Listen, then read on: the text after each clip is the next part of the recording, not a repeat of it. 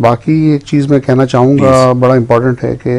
Insomnia के cases वैसे ही बहुत नींद के हवाले से बड़े प्रॉब्लम कॉमन है हमारे,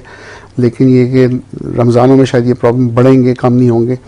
कि बात पूरी रात जागने की है और फिर पूरे दिन सोने की है, और ये मेरा नहीं ख्याल कि रमज़ानों में जब रोज़े रखे जाते हैं तो ये चीज़ हमें सिखाई गई है, या इस वजह से रोज़े रखे जाते हैं कि हम पूरा दिन सोएं और आराम से इफ्तार के टाइम पे उठें। तो कोशिश फिर भी यही करनी चाहिए कि हम रात ही को सोएं, सहरी पे उठें, दिन को जागें,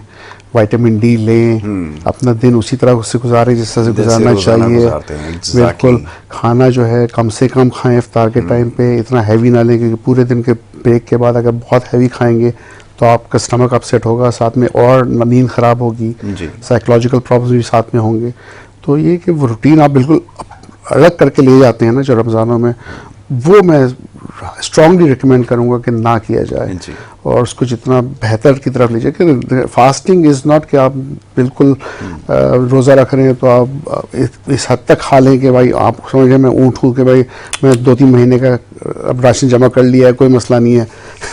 आपको हल्का फुल्का ही खाना है रोज़े के बाद भी, और हाथ हल्का रखना है।